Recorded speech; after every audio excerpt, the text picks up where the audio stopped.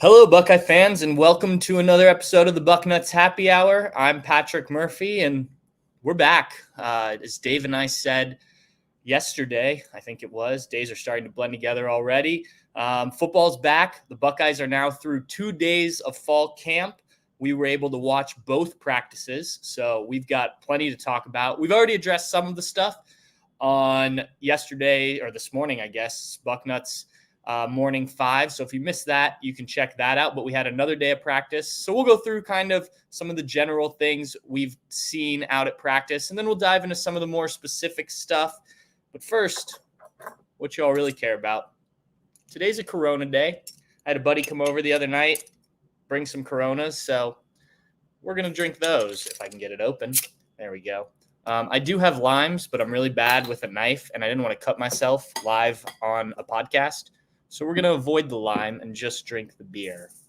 But let's bring in our other guys today who were both out there. Dave Biddle, Steve Hellwagon. Oh, look at that. Steve's got some Mick Ultra.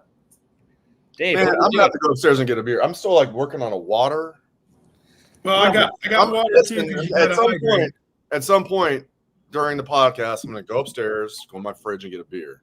All right. Mick Ultra Pure Gold. This isn't even Gatorade. This is just water. Organic light lager, great taste. Mick Ultra.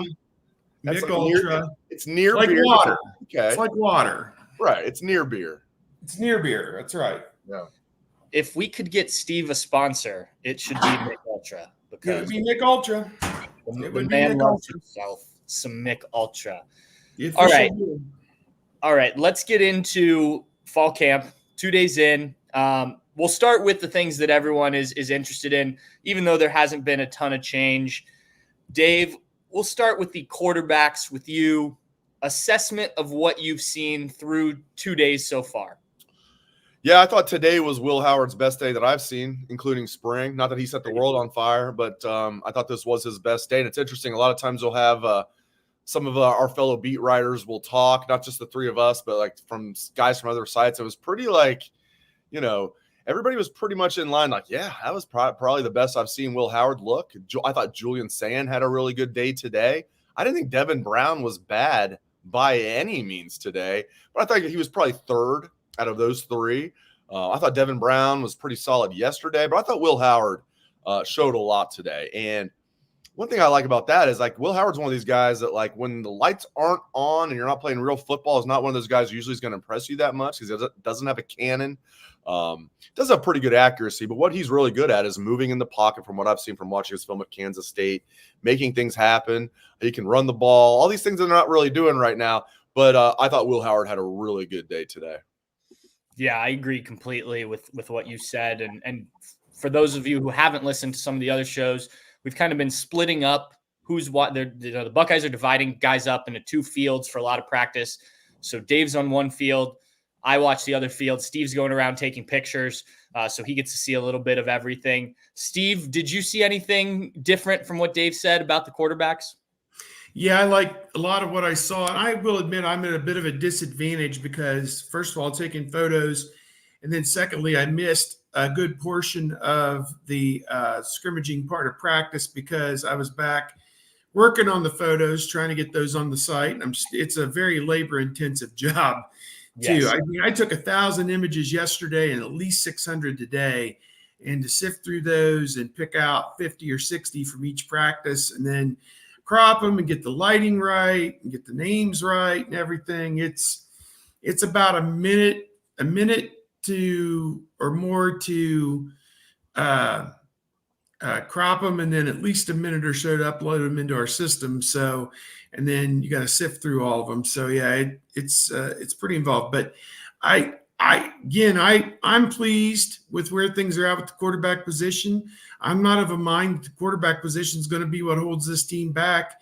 If anything holds this team back, I think that we need to get a little further into this when they're in full pads, and we can get a better idea of when they're actually playing football, what levels or what areas are really excelling and which areas still need some work. So I don't think we're at a point today where we can, after 2 days in helmets and jerseys and thigh pads, and sit here and say, this unit is this player is that, because we're not to that point yet. Yeah, and for those of you, we took Steve Cookie a little behind the curtain there and sort of how things work. He's doing the Lord's work in getting those pictures, because we need the pictures. We need them on the site. So we appreciate you doing that, Steve. Dave, you and I were talking at practice, sort of going off of what Steve said about the quarterbacks. What does the quarterback need to be in order for this team to be successful in your mind? How between Joe Bowserman is your bottom, and whoever you want to put, CJ Stroud, whoever you want to pick, whoever the starting quarterback is, where do they need to be given kind of the rest of the talent, especially on the defensive side of the ball? I mean, they need to be closer to Stroud than Bowserman, but they're not going to be Stroud. But they've got to be closer to that than that. And I think I'll use Craig Krenzel as an example. I actually don't think Will Howard and Craig Krenzel, I see a lot of people use that as their parallels. I think Will Howard's a better passer of the football than Craig Krenzel. And I don't think there's any debate about that. However, if Will Howard can be that dog that Craig Krenzel was, and I think he is, and can be clutch, which I think he will be, and then be a little bit better version of it, Craig Krenzel, that's exactly what this team needs, okay? At times I thought Craig was like going to hold the team back in 2002, and then he wins a national title. So you need to be a guy that's going to be clutch in the biggest moments. You need to be tough. You need to be able to run the ball. Craig Krenzel led Ohio State in rushing in the national championship game against Miami. Maurice Clarett did not. Krenzel did. And, Will Howard doesn't need to lead the team in rushing the national championship necessarily, but he needs to be a tough guy. He needs to be a leader. He needs to be clutch. And again, guys, one thing I see out of Will from his time at Kansas State, he does a really good job, very subtly moving in the pocket, making plays out of nothing. I'm not saying he's Roethlisberger, but sometimes it looks like you got him sacked and he just brushes you off. He's not Roethlisberger. I'm not saying that. I'm saying this is a Bengals guy. You got to give Roethlisberger a lot of credit. So many times it looked like he was just dead and he would get out of there and throw a 70-yard touchdown. Will Howard's not that, but he reminds me sometimes a little bit of that. And that's going to make Ohio State really hard to beat. Yeah, I'm convinced Will Howard's going to be the starting quarterback, but I love that they have Devin Brown. I love that they have Julian Sand and all these guys. I'm glad all these guys stuck around. Yeah, the key word I think that you said, and the word that grabs people when you talk about Craig Krenzel, he won the national championship. And that is this team's goal this year, the ultimate goal. Yes, they want to beat Michigan and end that run of Michigan's I don't want to say dominance, but these 3 years of unsuccessful results against the Wolverines. Yeah, they want to win the Big Ten, win the national championship, do those things along the way, as Craig Krenzel did, and Will Howard will be just fine. Steve, let me ask you, Dave, you brought up Julian Sayin. I think Julian Sayin may be the best passer on this team, just pure arm talent, but obviously there's other things holding him back. Could you see a scenario where Julian Sayin steps in and kind of takes over in this season? If obviously that would mean things aren't going well with Will Howard or Devin Brown, but just from what you've seen from Sayin, do you think that there's something there? Well, yeah. I mean, obviously there's something that people loved about him as a high school prospect. And obviously he does not fit kind of the size that you've seen. He's 6'1", 203. Generally the quarterbacks have been in the 6'3", 6'4 range. So we'll see how that works out. I want to see in a scrimmage situation, how does that compute, against top line college players? What does that mean? How does he's going to have to do it against the best of the best on this defense to earn time in a game. So can he do that when that moment comes for him, whether it's in a Saturday scrimmage next Saturday or the weekend after that, or when would it be? He's got to go in there against Sawyer, Tuimoloau, whoever, Burke, et cetera, and move the chains. That's what it's going to take for him to earn some playing time, I think, on this team. And I think he is going to play. As you say, go in there and take over. I mean, what does that mean? Does that mean that Howard's ineffective and Brown's injured? I mean, what does that mean? I don't know. Does that mean they've lost 3 or 4 games and can't go to the playoff and now may as well plan for 2025? I tend to doubt that's going to happen. Right. So even with an injury to one of the key quarterbacks, I don't think that's going to happen. This team is way too good across the board to lose more than 1.5 games, I think. So I think it's going to be how much is he going to get to play? And, we've seen with Ryan Day, he's hesitant to put those backups in. And when he does, they usually hand off. And that just pisses everybody off to no end. Those people who stayed at the stadium to the bitter, bitter end to watch quarterback 3 get in there and throw some balls around. But you rarely get that with this coach. Usually they're up 30, 40 points. He just wants to shorten that thing and get off that field and, get to the chicken wings and the Budweiser. So, that's, what can I tell you? That's just the way he manages the situation. I'm going to go get some chicken wings and a Budweiser, I think, right after the show. There you go. I just set you up for the rest of the day. But you get what I'm saying. It's like, using the fourth quarter of a blowout game to season somebody has just never been his thing. It's just never been something he's worried about. So at quarterback, I think some of the other positions, they'll throw some other guys in there a little earlier because you can cover the other guys pretty easily. If something, a DB or a linebacker in there with the rest of them starters, you can cover for that one guy. The quarterback, pretty difficult guy to cover for if he throws a pick 6. And now it's inside 20 points with 10 minutes to go. Oh, poop. What have we done? But, so we'll see. Yeah, I tend to agree with you. There's certainly something there with Julian Sand, I think. And yeah, it's probably not this year, but I like the kid's talent. I think a year in the program will certainly do him well. All right, Dave, let's jump to the offensive line. We touched on this quite a bit. You can't see a ton until the pads come on, but what have you seen from this group, which today included Carson Hinsman, who missed the first practice? Yeah, I keep using this phrase, but I think it's apropos. I'm cautiously optimistic about this group. Yeah. And they're more veteran, I think. Everybody knows this. If you would actually, every Buckeye fan knows this. Oh, yeah. It wouldn't surprise you. But when you add it up, let's go left to right. Okay, Josh Simmons, who they still call Jimmy. It's funny you're out there. Come on, Jimmy. You got that one assistant offensive line coach, not Justin Fry, who is F-bombing all the time, and I love that. We won't drop his Simmons. Name. Yeah, what's that? We won't drop his name just so you can. I felt bad that I don't know his name. So Jimmy Simmons has 26 starts at the collegiate level, 13 at San Diego State, 13 at Ohio State, entering his third year as a starter. Okay, Donovan Jackson, 26 starts under his belt as well. Seth McLaughlin, 25 starts under his belt. Carson Hinsman, 12 starts under his belt, all at center, but still, and he looks like he's filled out to me. And then you have Josh Fryer, started all 13 games last year at right tackle and also started a game the previous year. He has 14 career starts. I'm pretty bullish on this offensive line. And, guys, I won't be surprised at all if Tegra Shabola is the guy to win that right guard job. But, I am glad Carson Hinsman is a part of this team because if he doesn't win the right guard job, which I think he's got a good chance, it's a really good battle between Hinsman and Tegra there at right guard. If Hinsman doesn't win that starting job, he's going to be the backup center and the top backup guard. So, I'm not saying this offensive line is going to be world beaters, but it's going to be significantly better than what we saw last year. And I think Chip Kelly is going to have, give this offensive line a big boost.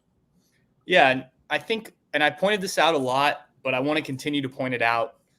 Last year with the offensive line struggles, even the quarterback struggles to some degree, this team was right there. If Donovan Jackson doesn't trip over Carson Hinsman's foot, which isn't an offensive line problem, that's just something that unfortunately happened.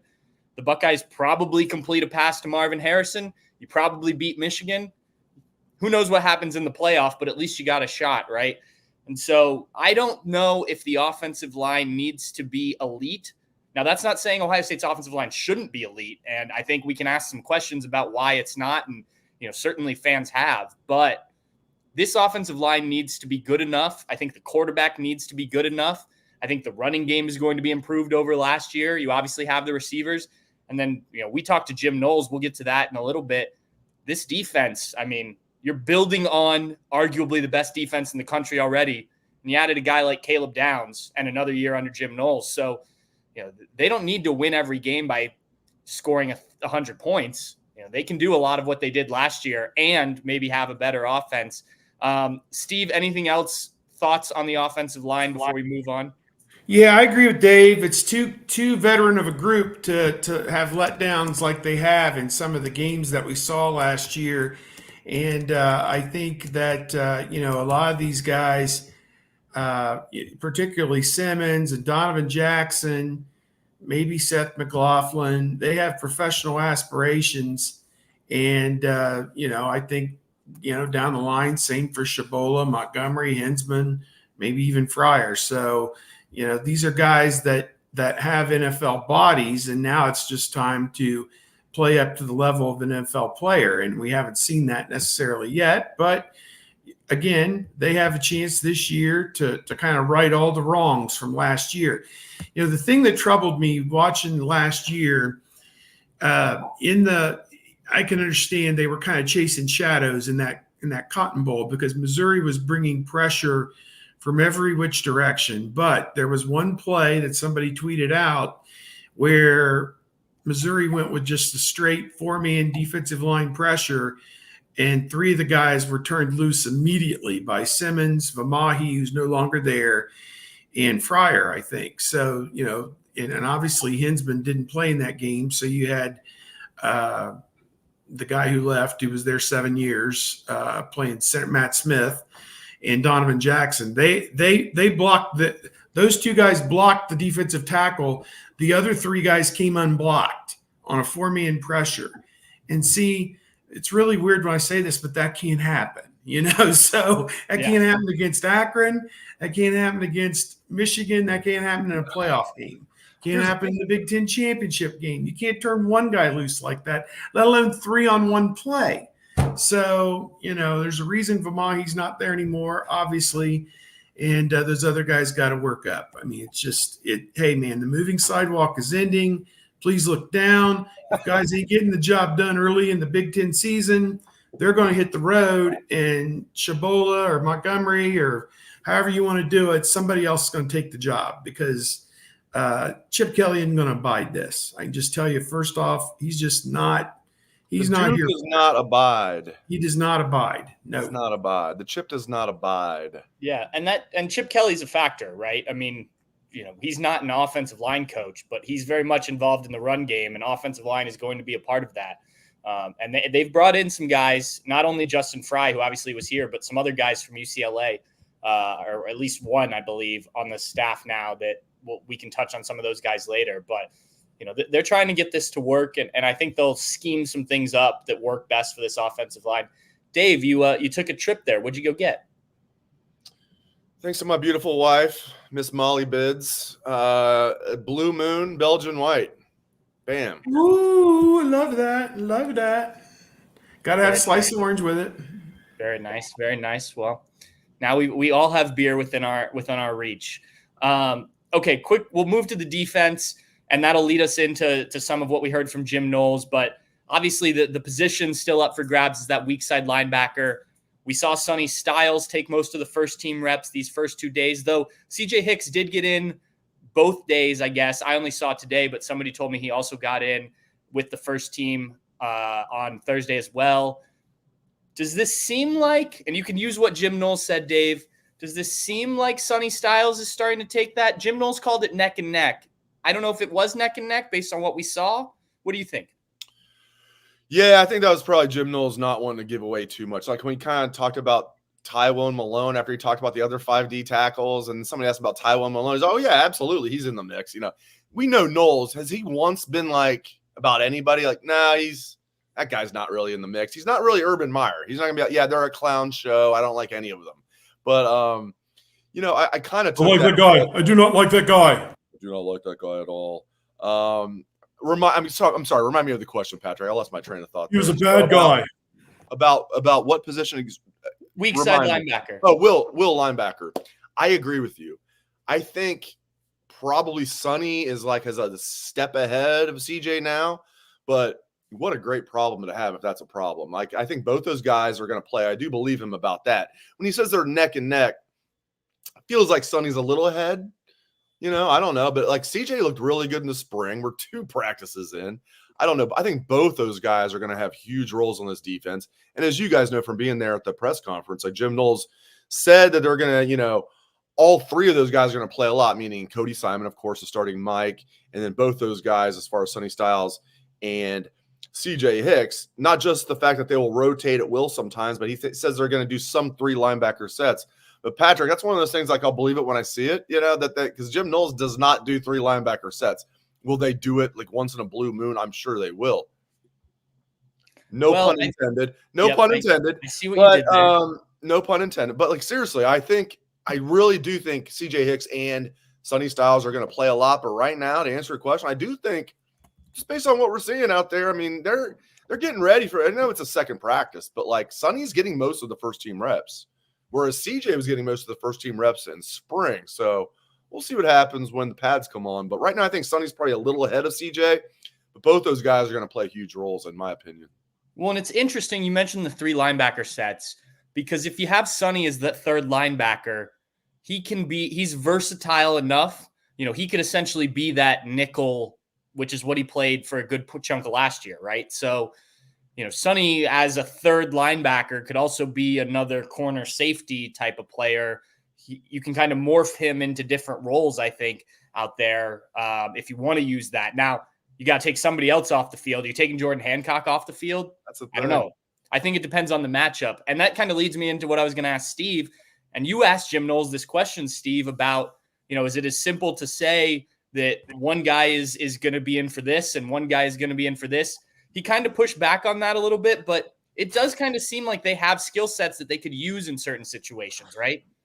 Well, yeah, definitely. I mean, you look at their size. Sonny Styles is listed 6'4", 235, but he has experience playing safety and in coverage.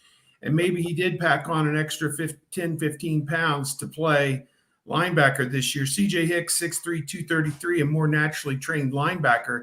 I mean, you go back to the high school level, and I said this 5 years ago when I was watching Sonny Styles at Pickerington Central. They put him at safety. And as I watched them, unless they played a team that threw the ball, was capable of throwing the ball, it was kind of like he had the night off because the ball never got to him. They had such a great team. And he wouldn't crash the box or anything? Not really. Not all that much. And as I diagnosed it, and then eventually they play like St. X or something in the state championship game, and you're like, yeah, this was a game where you could have used your big thumper at linebacker 5 yards off the line of scrimmage to make plays, to make 1st and 10 look like 2nd and 8 instead of, getting gashed. And Pick Central, just didn't have it that night. It was the one that was played at Crew Stadium, and they got blown out. I mean, it was like 30-0 at halftime or something. So I thought that, I don't want to say it was a disservice to Sonny Styles, but he's having to learn what should have been his natural position all along. And to me, he's gotten to this point in his career and he hasn't been injured yet because of all the physicality that would have been required at that position. Great. Now it's time to turn him loose, and there's no reason why he can't be an impact player at linebacker for Ohio State. It's just getting from point A to point B. And that, again, that's a long explanation of kind of his career trajectory. He's been a defensive back his entire career. And, like it or not, that you don't see many guys that big playing safety. We thought he'd be Sean Taylor, maybe. We thought USC right. had that one guy, Taylor Mays, was it? Yeah. And then Fulcher from the Bengals was a big safety way back a million years ago. Sean Taylor. I mean, it's very rare that a guy that size is playing that position. So I think I think it's better served where he's at now, because I think his future, he's not going to play safety in the NFL. So, I asked him, I said, is it easy just to say, because Sonny has these coverage skills and CJ may be a better run player, that's how you're going to use him? And I said to him very, very pointedly, this is all cloak and dagger now 4 weeks before the first game. But guess what? When they put it on tape against Akron, Western Michigan, Marshall, certainly Michigan State, you ain't going to BS Michigan State. I mean, I know they're no good, but you're going to have to BS them a little bit. Eventually, you're going to have to put the cards on the table face up and say, these are the situations where CJ Hicks is going to be used. These are the situations where Sonny Styles is going to be used. And these are the situations where all three of those linebackers are on the field together. And it's going to be apparent at some point. And then the second guessing will begin. You know what's funny? Like, you could say the same thing, almost, not quite a carbon copy. It's funny. They're both competing for the same spot. They're both 5-star recruits entering their junior year. You could say the same thing about CJ Hicks that you just said about Sonny Styles about their high school roles. Not quite the same. Yeah. It wasn't like CJ just stayed back as a safety, but he wasn't like your typical like inside the box linebacker. He was one of those rover backs, but more like a linebacker type rover back, not like a Sonny Gordon DB rover back, like one of those linebackers who moves around a lot, but actually played a lot in the secondary at Alter, which very good football program, but semi-small school, Division III, not super small, not Division I, so about Division III. So I think that's another thing that's taken CJ a while. But I thought the light came on for him in the spring.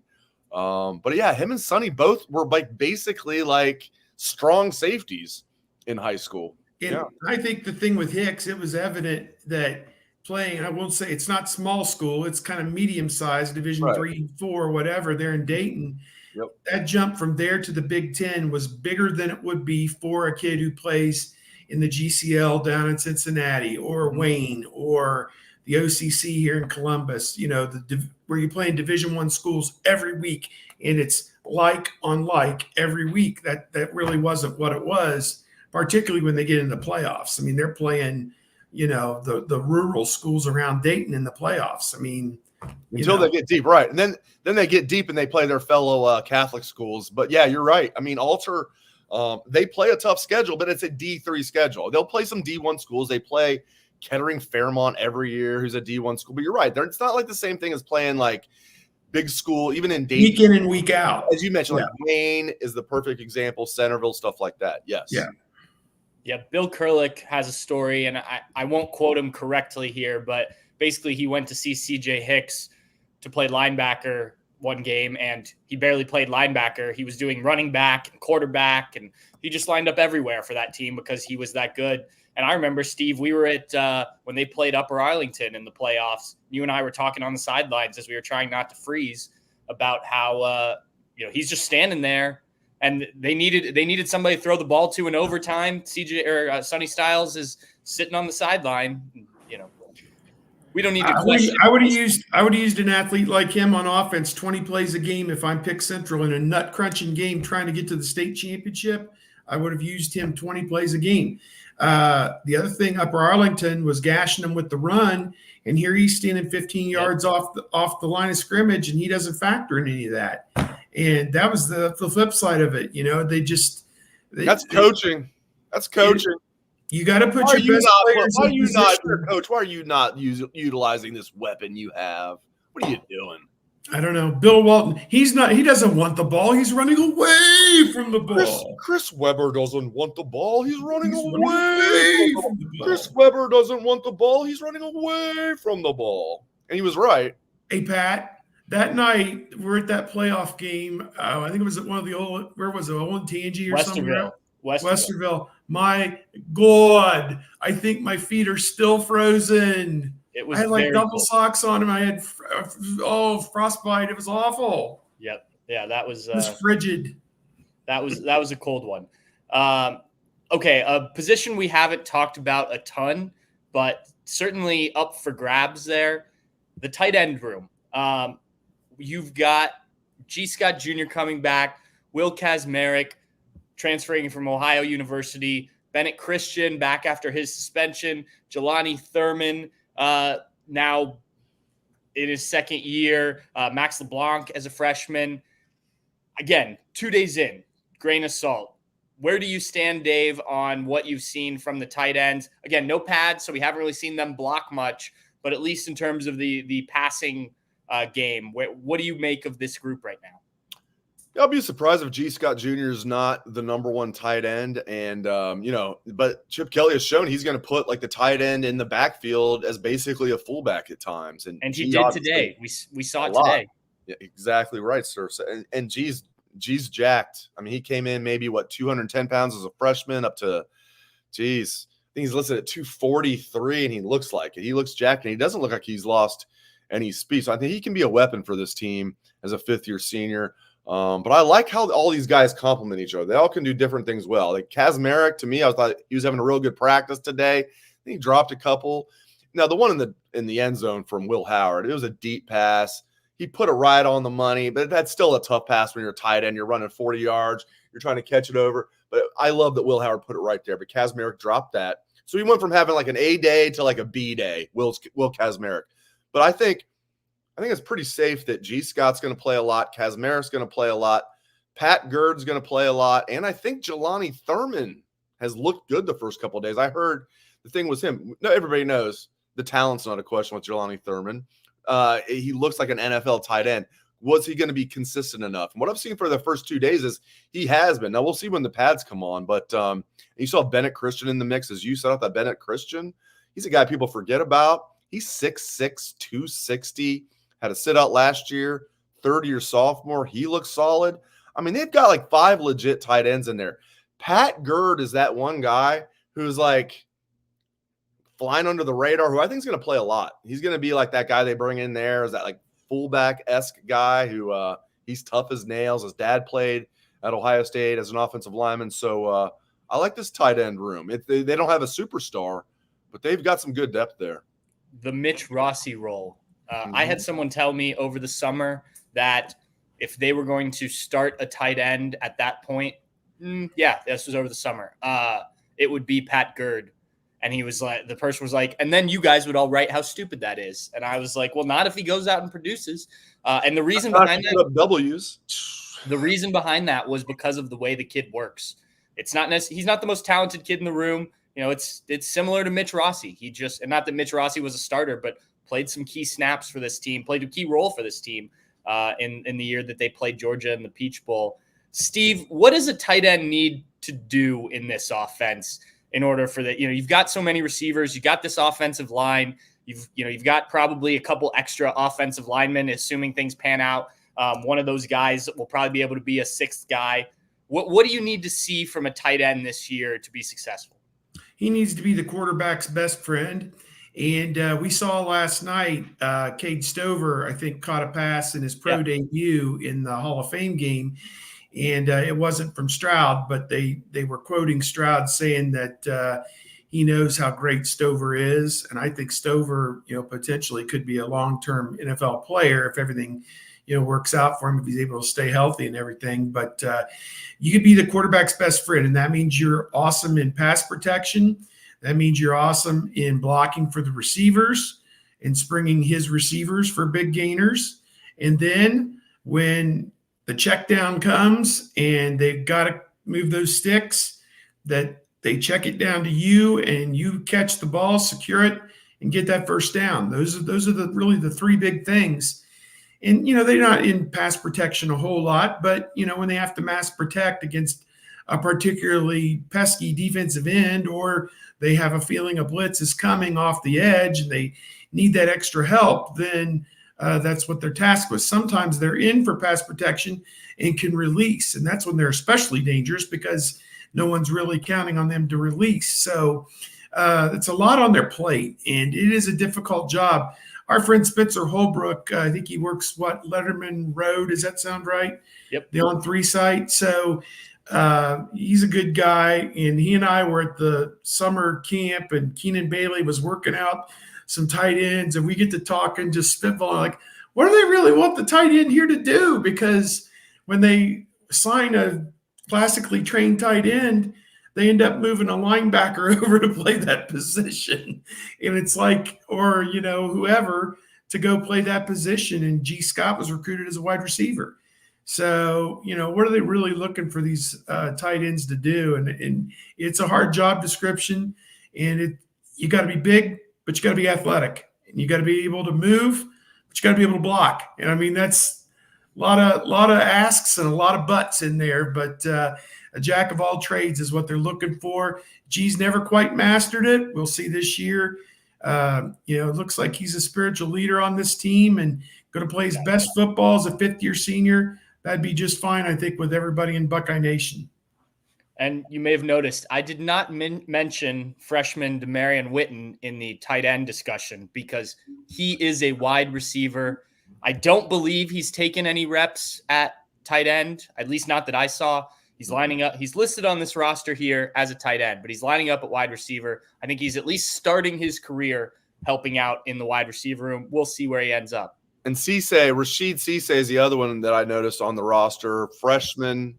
Normally, we wouldn't really care too much about a freshman walk-on. This kid was runner-up for Mr. Football last year, turned down a ton of D1 scholarship offers. I'm talking mostly MAC schools. He didn't turn down offers from like Alabama.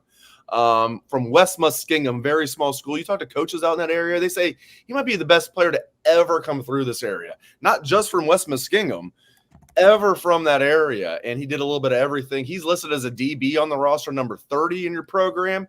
That young man is a running back. He looked fast. One of the funniest things that happened today was, though, he's running through the hole. He's going through there. They're just thudding up right now. He's gunning through there. And he didn't run through Malik Hartford. He kind of stopped. He kind of hit Malik Hartford kind of hard as he stopped. And Malik Hartford was having none of that. Smacks the ball out of his hand, pushes Rashid Cisse back toward the offensive side of the ball. And I'm waiting for Rashid to Rashid thought better of it. He's like, yeah, I better just keep walking. So that was cool though. But I like that they have Rashid Cisse here as a walk-on running back because they only have 4 scholarship running backs. Their top walk-on, TC Caffey, is out. So if there's an emergency, you have Rashid Cisse as a walk-on. You have Chase Brecht as a walk-on. You have Brandon Ennis, who can fill that role as a wide receiver, Emeka Egbuka, and maybe as Patrick Murphy has reported, when he gets healthy, Lorenzo Styles Jr. could help out there. So they'll be all right. Yeah, maybe. And if you didn't listen to the show yesterday or this morning when we were talking about it, I don't know if Lorenzo's going to help out at running back. I just know that there's been talk about using him on offense because of how loaded they are defensively in the defensive backfield. So we'll see where he ends up once he's healthy. Still dealing with the shoulder thing. Since you brought up a walk-on, Dave, I wanted to bring up Dorian Williams, the freshman wide receiver from Princeton. Yep. He has had some nice plays. He was a Vanderbilt commit, also had offers from a handful of MAC level schools, Michigan State, Pitt, Kentucky. This is a guy, Ohio State's wide receiver room is loaded, so I don't expect him to make an impact. But he has had some nice plays out there, so thought I'd mention that while we were talking about walk-ons. Changing the topic, the Buckeyes are now, everybody in college football now is allowed to use all of their coaches to coach on the field. Why this has ever been a rule that you can't coach if you are a coach, I don't know.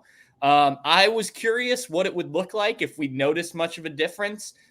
I feel like I've seen more our guy Tim Hinton, who used to be a coach and then moved into a different role, is now out there coaching guys once again. So, Steve, I'll start with you. Have you noticed much of a difference with these guys? It does seem like there's more guys out there maybe. Yeah, I was just going to mention Tim Hinton. He was a former full-time assistant for Urban Meyer, was the tight ends coach, and then they brought in Kevin Wilson, to serve as an assistant coach, and I think he got bumped, to an administrative role. And I go back with Tim 35 years. He was a high school coach at Zane Trace High School, just south of Columbus, and covered some of his team's games when he was down there. They went to Marion Harding. And even before being a high school coach, he was a GA, I think, with Earl Bruce around the time with Mark D'Antonio may have been there at that time. I think Urban Meyer may have been there at that time as well. And that may have been how he became acquainted with Urban from working with him under Earl way back in the early 80s, I guess. So Tim's a good example.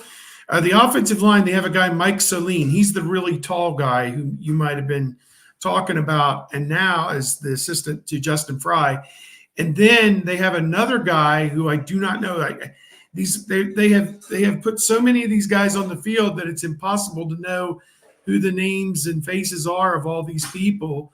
But there's another guy helping the offensive line. So on a day like today, when you're working with, Drevno. I was on mute. It was Tim Drevno. Somebody in our chat mentioned it. I forgot about that. Yeah. Former Michigan offensive coordinator. Our boy Drev, we're gonna call him Drevs. Drevs, can we call you Drevs? Okay, Drevs. Drevs loves the F-bomb. Drevs is out there dropping F-bomb after F-bomb after F-bomb. I'm gonna put the video on YouTube, and they're gonna be like, flag, flag, flag, flag, flag. But, not made for use by minors or whatever. Yeah. Yeah, and he was at UCLA with Chip Kelly too. Yeah. So yeah. What I was just driving at is now you run the risk of having too many cooks in the kitchen, and where you're teaching a technique, and that's not exactly how Larry Johnson wants it to be taught. But you got to figure that these coaches behind the scenes have worked together enough to say, okay, this is what we're doing with this drill. This is what we're trying to improve in each player's toolbox on this drill. And this is why this is important. So it comes down to teaching at this point, at this early stage in camp, where you've got 20 offensive linemen and you're trying to coach them all evenly early in practice to figure out who's got it and who doesn't. And that's what we're seeing. A lot of the third, fourth, fifth guys are jumping in there, getting their hands dirty, and right in the middle of the mix with every player. So I love it. It's more teaching for the players, and that's why you come to Ohio State, is to be taught by the best. And I think that this is I would assume that these support personnel, they're the best in the country. So the best people that don't have full-time jobs at this point. So that's one of the selling points, I would think.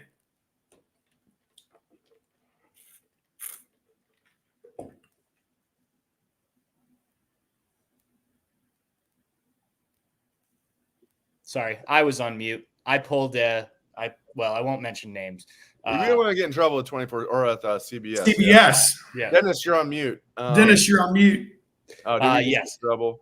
I was standing there with Tim May, the legendary Tim May, at practice on Thursday, and over walks Mark Pantoni, and talking to Mark Pantoni, and Tim says, I remember a few years ago they did that like behind the scenes thing with Alabama, during fall camp, and they showed like the offensive team meeting room, and he was like, there were like 80 coaches in there, and Mark's like, yep, that's pretty much what our rooms look like now.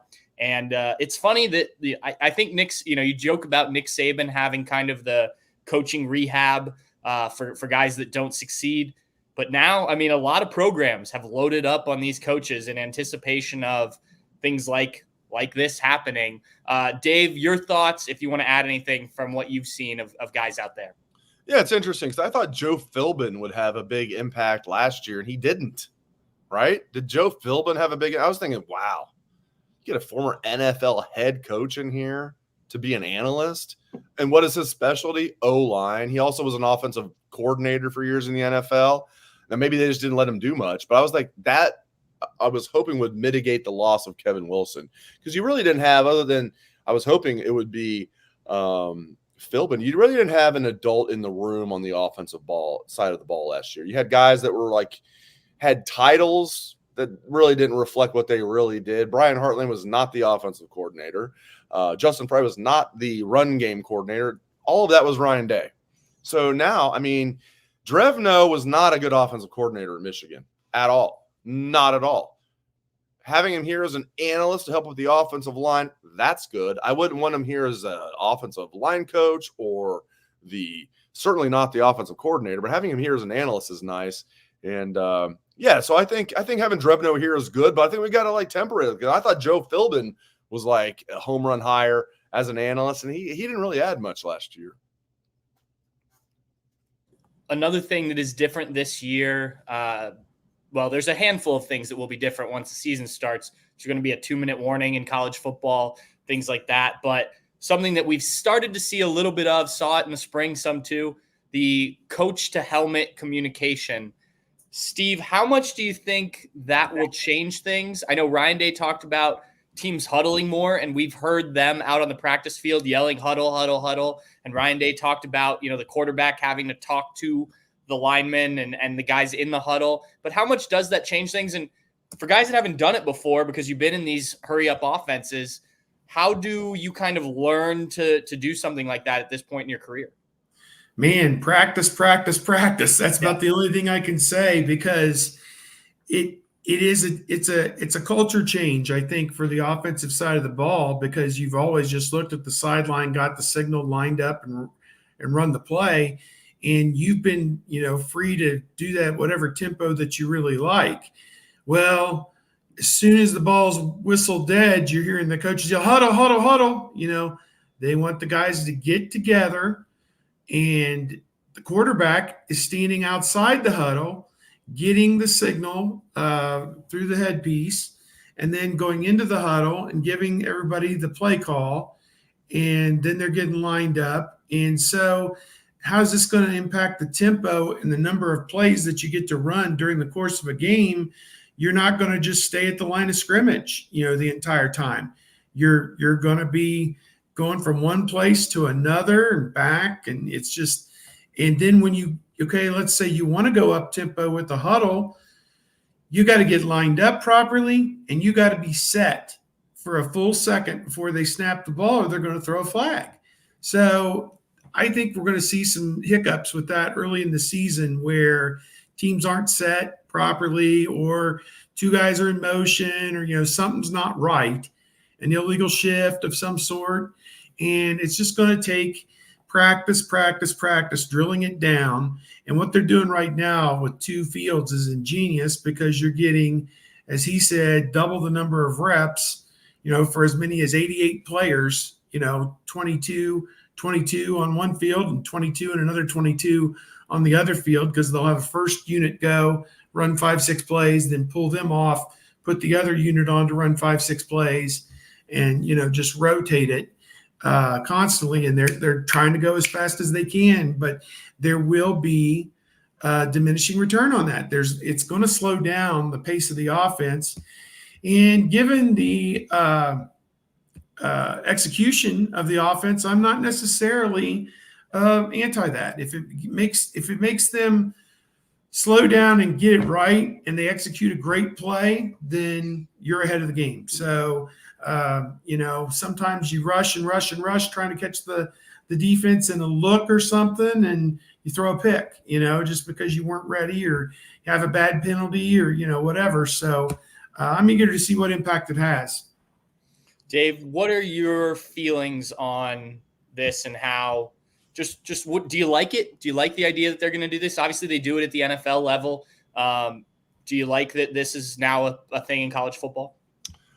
As far as them splitting up the practice fields, yes, I do. No, the headset. Oh, yes, the headset. Excuse me. Of course I do. The Connor Stallions rule. Yeah, I like it. It's long overdue. And I get it. They didn't want to do it because, you got some of the smaller schools that I get it. It's expensive. It's so long overdue. We're in the year 2024. Let's go. Yeah, I am a huge fan of that, and it should have happened a long time ago. I guess this is the one good thing that Connor Stallions did, though. Good point. While we're on the topic of new things coming in, just a quick anecdote. At Big Ten Media Days, Iowa's Kirk Ferentz was asked about these rule changes, and one of them is that you can now have tablets on the sideline instead of just pieces of printed out screenshots, basically.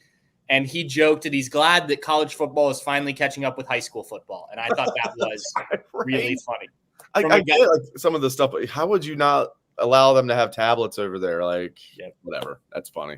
Yeah, but from a guy like Kirk Ferentz, who at least, from an outside perspective, we don't cover him every day, but doesn't always seem to have the most sense of humor. I thought that was pretty good. He's probably one of those guys, if you got him behind closed doors, he'd probably be pretty funny. So I remember asking him one time at Big Ten Media Days back in the day, and they blew out Ohio State in 2004 at Iowa, which is really when the Troy Smith era started, because Justin Zwick got hurt in that game. They're getting their ass kicked. Yep. Crystal put in Troy Smith. The only touchdown they scored, the only scoring drive was Troy. And then Troy started the rest of the year. Not like he played that well. But I remember asking Kirk Ferentz a couple years after that, and Iowa had just given Ohio State a good game. He'd only beaten them once, Ferentz. But I was like, Iowa was picked pretty high that year. And I asked Kirk, I said, hey, Coach Ferentz, I cover Ohio State. Can you just speak a little bit about how you feel about the rivalry that the Hawkeyes have with Ohio State? And he goes, I think you have to win every once in a while for it to be a rivalry. Oh, the comedic stylings of Kirk Ferentz, 100-time Big Ten Coach of the Year. Well done. Well done. All right. The last thing I'm going to ask you guys, and I will answer this first because I didn't give you any time to think about it, but a guy who has maybe you have noticed that we haven't talked about, maybe hasn't been talked about that much. I know it's early. This is only 2 days in the fall camp, but maybe there isn't a guy if you haven't noticed somebody, but the guy for me is freshman Mylan Graham. And look, he hasn't exceeded expectations in terms of like a Jeremiah Smith. He's a guy who didn't enroll until this summer, but he has been impressive in terms of catching the passes, routes. It was pointed out to me after practice that he was standing behind Emeka Egbuka while Emeka Egbuka was lined up and doing the mental reps and like going through the motions, which for a freshman who just got on campus, I think is pretty savvy. I don't know what Mylan Graham will do this year. Maybe he doesn't even see the field with what they have at wide receiver, but he's a guy who just has flashed a little bit for me, and I don't know if many people are talking about him. Dave, do you have anyone that stood out to you that maybe is not being talked about? Definitely. I've talked about this guy a lot, but I don't think he's being talked about enough. And I love that Jim Knowles, unprompted, talked about him. Caden McDonald, sophomore defensive tackle, Caden McDonald. I love this guy. 6'3", 330. He's got pretty quick feet for a big man. He's strong as heck. He's motivated. I love talking to him in the spring. You like getting to know these guys and what makes them tick. This guy's all about football. Is Caden McDonald going to be a starter this year? No, unless they have injuries. They love their starters with Tyleik Williams and Ty Hamilton. But as Noel said, they like their top three backups a lot. And he was asked specifically about your backups. He's like, I believe it was Spencer who asked, talk about your backups like Hero Canoe and Jason Moore at D tackle. And Knowles was like, yeah, I like both those guys. He's like, and another guy you have to keep in mind is Caden McDonald. He can be a force for us. So when a coach brings up a guy unprompted, it's one thing if you ask him about a guy, hey, talk about Tywone Malone. He's not going to be like, yeah, Tywone Malone sucks. But if you didn't say anything about Tywone Malone and he brings him up, like Tywone Malone's a dude. Like he didn't do that with Tywone Malone. He was asked specifically about Tywone Malone. He wasn't even asked about Caden McDonald, and he talked up Caden McDonald. Buckeye fans, get excited about your backup one-tech D tackle. I'm not joking. I know, right? This is how deep they are. Get excited about your backup one-tech D tackle, Caden McDonald, all 330 pounds of him. Steve, anyone for you that's popped that's not getting talked about? I like both of yours. Mylan Graham. The great thing about Mylan Graham is that Jeremiah Smith is running interference for him. He's the hyped up wide receiver, and Mylan Graham is the guy who's just flying under the radar. And our friend Austin Ward was on 97.1 this morning, and he really laid it out there. He was asked about him, and he said that the guys who don't now they sign 20 guys, and 15 of them show up in January. And it's the smaller group that now enrolls in June, and those guys are perceived to be behind the eight ball from the moment they arrive because they're not as advanced in the intellectual part of the game, or even physically probably, as the guys who enrolled in January. And Mylan Graham fits under that category, that he didn't come in until June, but he looked deathly serious the first 2 days. And he may be a guy who steals some reps. Now we know Ennis is trying to get completely healthy and get back where he needs to be. And Tate had a great first day, and Smith is a superstar, and Egbuka is a superstar. So there's 4 guys right there. But Graham, Kojo Antwi, Bryson Rogers had a great catch, as I understand it, yesterday, I think. Did he catch the one at the end today, Rogers? Yes. Okay, it was today. Rogers caught the one I was already working on the pictures, but I did hear that. So there's another guy right there I thought had a great spring, but I would agree entirely with Mylan Graham. I would point out Bryson Rogers. I kind of like Kojo Antwi too, but numbers game. At some point, you just got too many people. And then I haven't even said Jaden Ballard, who, moving sidewalk is ending. Please look down. You got to produce now or never type thing.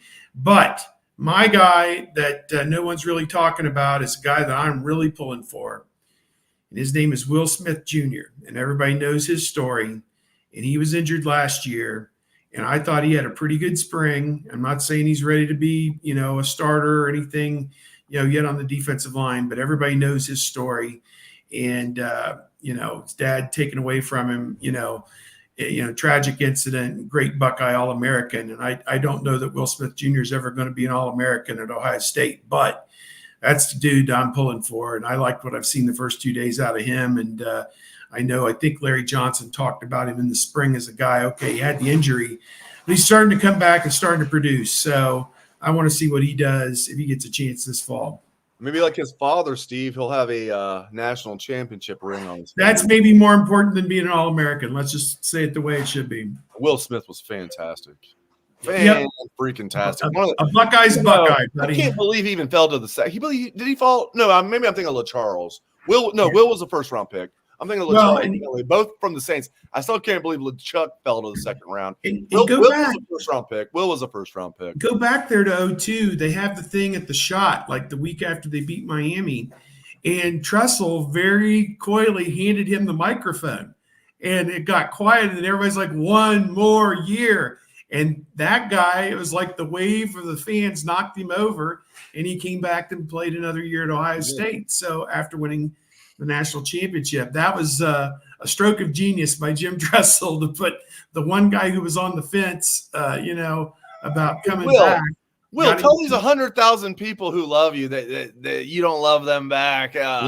Tressel, that's awesome. That 2002 defense, every starter on that defense, all 11 starters were drafted in the NFL. And go back and look at it. Most of them were first, second, and third round picks. And a couple guys that were like late pick. Most of them were drafted first, second, or third round. And then you had the top guy off the bench was A.J. Hawk. Yep. Freshman. Carpenter. Who ended up not being too bad himself. So, man, that 2002 defense was the shit. And they had Mark D'Antonio as the defensive coordinator. Oh, boy. Luke Fickell was special teams coach that year. Let's go. Tempe, Arizona. Yep. There you go. Well, we're hoping to be in Atlanta. Georgia. Yep. That's where it is this year. All right, guys. Well, thank you. This went longer than I expected, but I loved every minute of it. We had some good stuff there. I think we covered pretty much everything we could have about the first 2 days of practice. Mm-hmm. We'll be back. We're going to get to see some practice this weekend, which we originally weren't going to see. So I will see you boys out there individually on the days because we didn't schedule this initially. But thank you, guys. I know it's a busy time, but I think we did some good stuff today. For sure. All right. Patrick, this was fun. Thank you. Here. We'll see y'all later. See you guys.